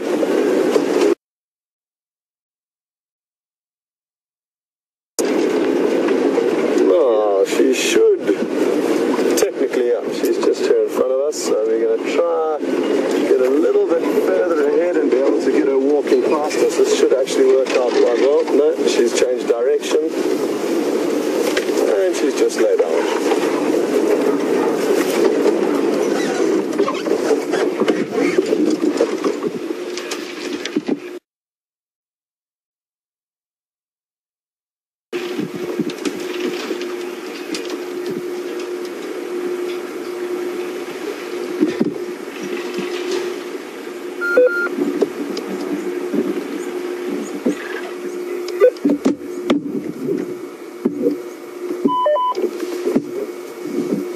Now, like I did mention earlier, it is getting warmer. You can see her panting, not too heavily, but she's been moving a fair distance since we've been following her. And I wonder how many times she is going to move before she decides to take a proper rest.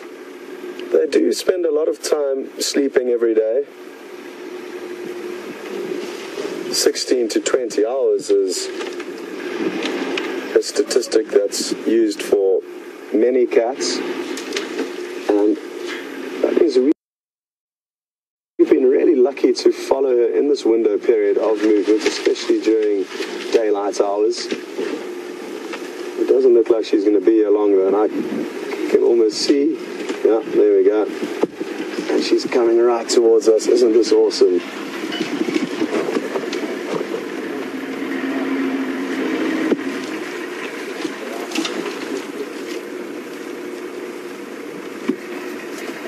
just a few meters past the vehicle. And on she goes.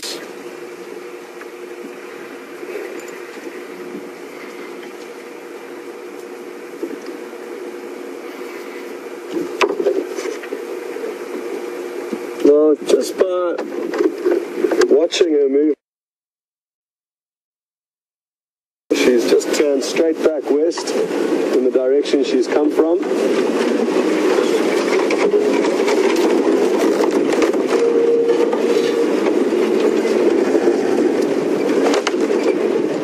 What is it that's caused her to change direction? Possibly she's heard something. Oh, my earpiece is out. Thanks, James. Wow.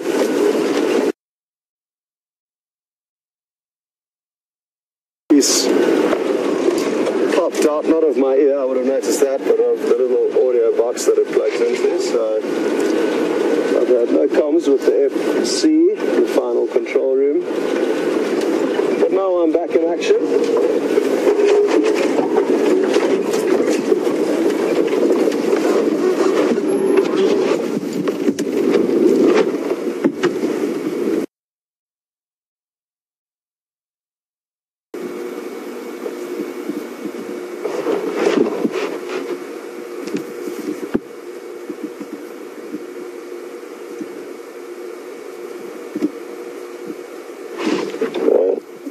Anna-Marie, and thanks for sending your question through. Anna-Marie would like to know, how and why has this leopard's name changed? It was initially called Tingana, now there's a male called Tingana, and now she is called Shadow. It's not uncommon for leopards' names to change for various reasons, just like we have now named her cub Sindile. That is just our own private name for her, if you like to say. It's not a name that's been decided upon by the guides in this area. And we are just going to use it amongst the WildEarth family, rather than saying Shadow's cub all the time. And we will therefore get used to it being called Sindile until at around 1.5 years it'll be given its own name by the guides in this area. So there's no set formula and correct way of... She just disappeared right behind the back of our vehicle. There's no set formula and correct way to name leopards, and it will vary. It moves from one area where it may be named as a sub-adult. It could move onto a new property where the guides in that area name it. So it's a bit of a... not a grey area, but a bit of a... issue that's encountered commonly in large areas, that animals get given different names by different people, and it's kind of unavoidable because the animals move. More often will decide on their own name for them.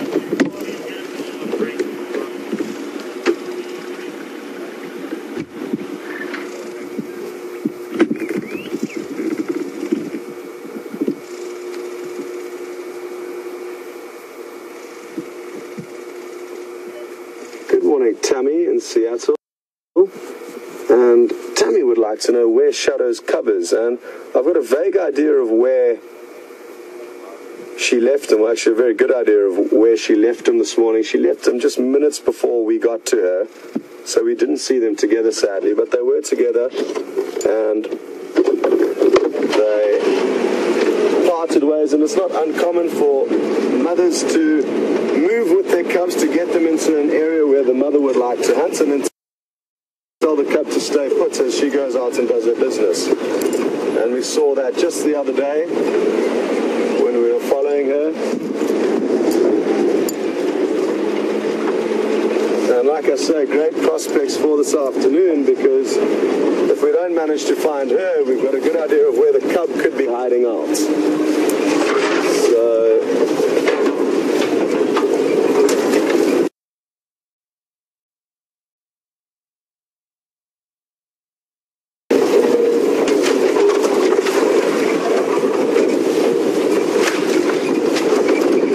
that's good news for this afternoon.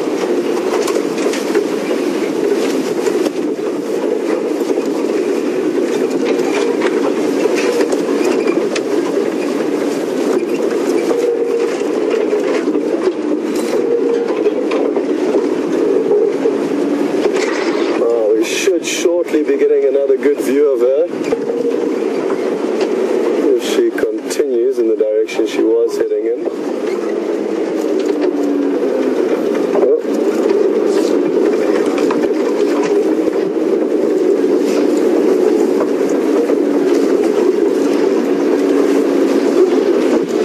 Yes, of course, she's decided to lie down and have another break.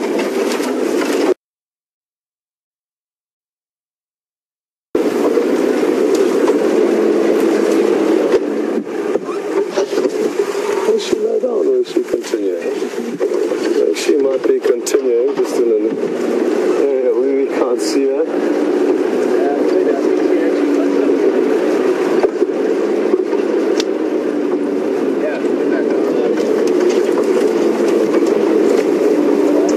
I think she's stalking some. Try to get James into. Oh, she was flat to the ground. Look at that. This is awesome. She's flattened herself on the ground, and there must be something very close to her. So watch closely. We're just going to keep quiet and watch her as she readies herself. It's quite windy, and the wind is going to help mask her approach, provided, and judging by the direction she's looking in, the wind is in her favor. The prey should not be able to smell her. And I wonder what it is, possibly impala, possibly steenbuck, duiker, but there's something best to catch.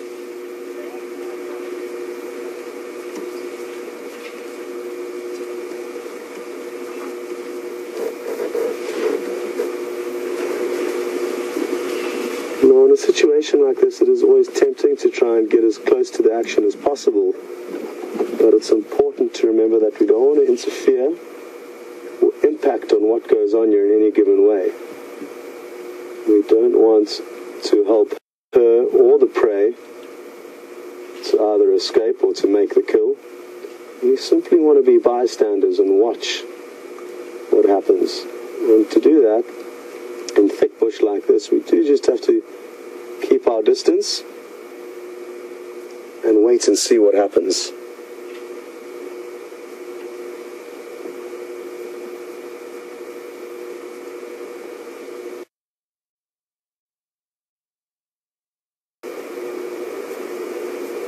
Just like, ooh, look at that. She's obviously seen a window of opportunity.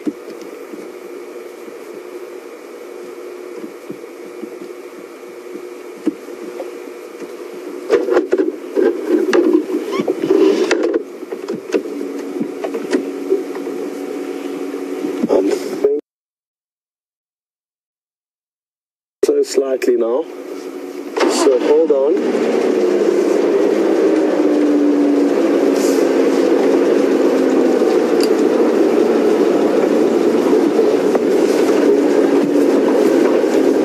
Let's just try to creep ahead a little bit. See if we can work out what's going on.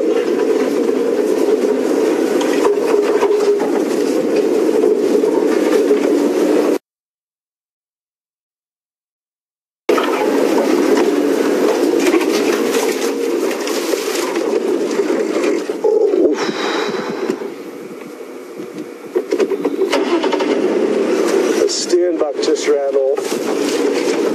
She was actually very, very close to it, but didn't have any luck.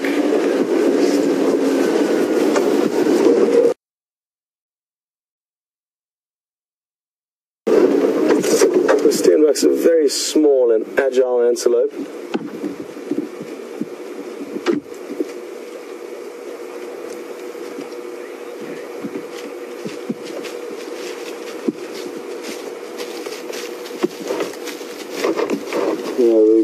absolutely spoiled with the sighting today. She's on count.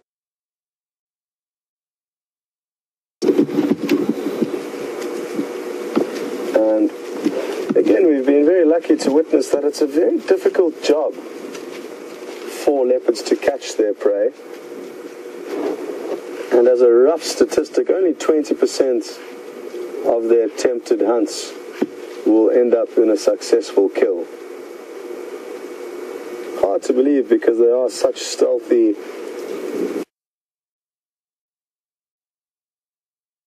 their prey have adapted and evolved to escape being eaten for many, many years.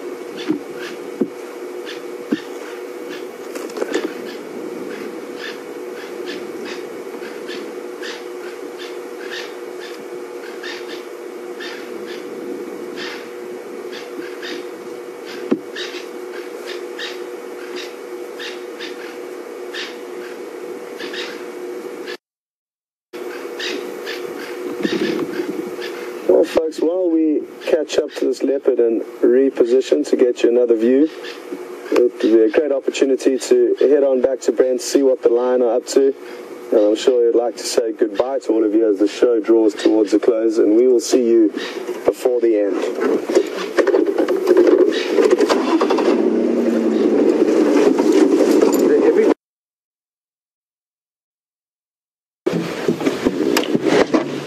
Welcome back, everybody. We are still with some very flat Nkuhuma lions. As you can see, not much movement happening here. It is still quite cool, and there is a cool breeze. It is possible they might move during the day, but it is unlikely. I think they're probably going to spend the majority of the day in this area. We've lost the black jacket, if anybody picks it up. And sorry about R2D2 beeping away. But hopefully we'll have that rectified soon. But it has been a fun morning, especially for us tracking. I love tracking something, finding tracks and then finding the animals. It's sort of a really bush.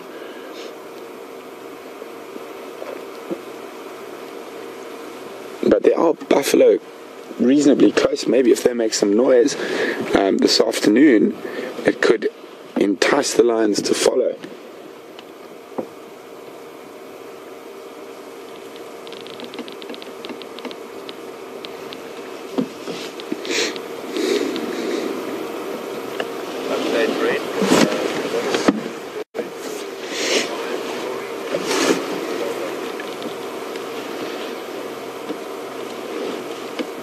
So, thanks very much, guys. Apparently lots of you like the lion tail, I told. Hopefully I don't have too many more lion tails like that in my life. I much prefer finding them on foot a little bit more relaxed than that. But it is a really good learning experience. But you always need to be prepared for the time they're not, and not to panic, and not to run, most importantly. And that is quite easier said than done when you've got two massive male lions hurtling at you at 21 meters a second.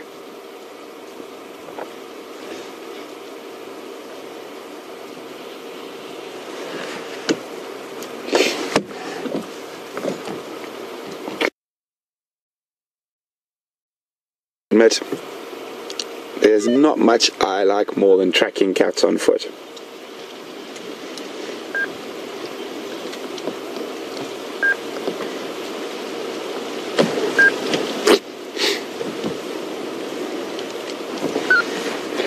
I have to turn R2D2 up in case someone else wants to come to the lions. We're the only people here, and I think someone was looking to come here a bit earlier.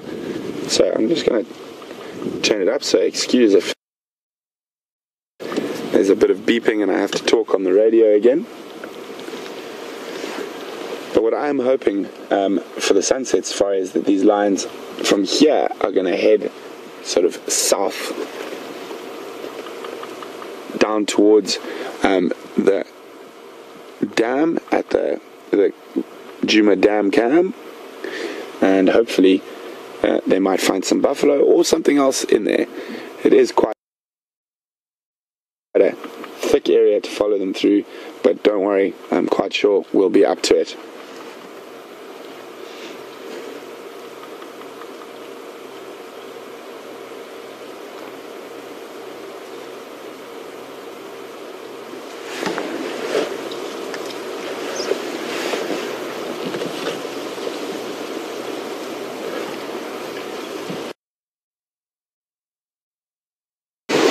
Been an absolutely splendid morning here on Wendy. We've had a fantastic time with you guys, and great to have you on the back while we actually tracked lions and managed to find them. So very exciting and amazing that Scott has got Shadow, and I know Shadow's been hunting from what I've heard.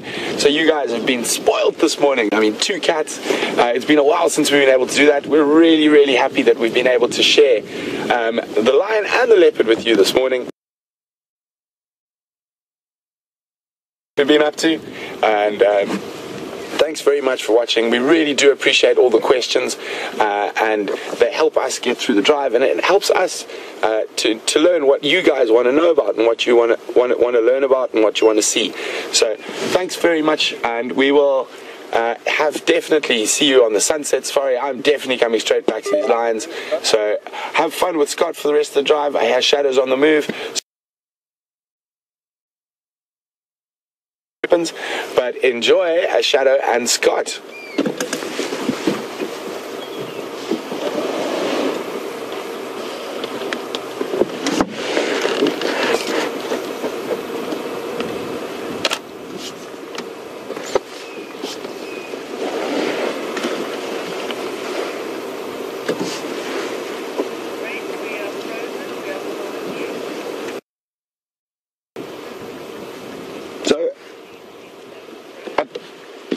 Apparently there's a little bit of signal issues, so you're stuck with me for a bit longer.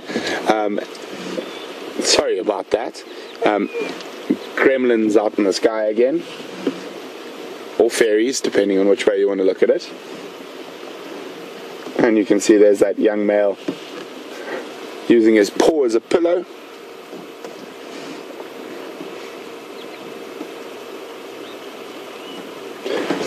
It was nice to have them moving and stalking through the bush earlier, not just flat cats.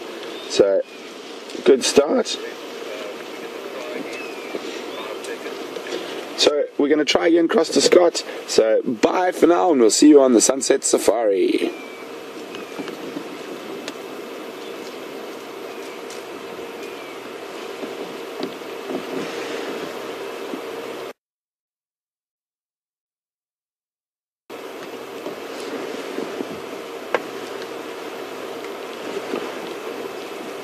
Last station, please repeat.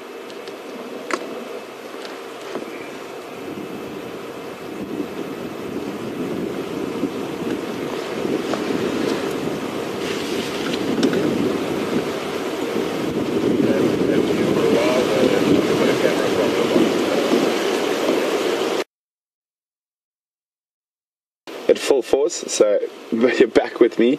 I don't know if you guys saw that. The lion suddenly just jumped up. I think they heard something on the wind. It could be that the fact that those 2 Styx males have been around, that they could be a bit nervous. That's why they were quite difficult to track this morning. Obviously those males are not related and have had almost 0 that I know of to do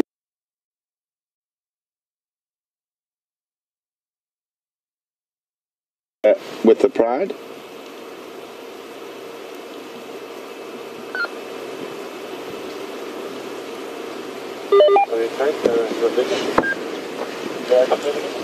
But then you can see heads up and then relax again very quickly.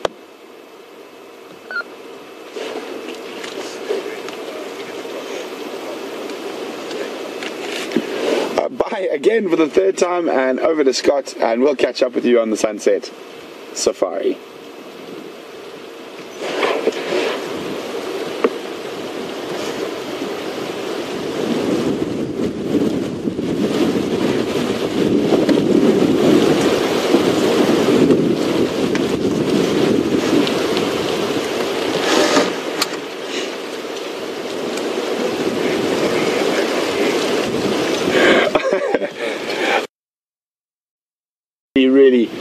difficult.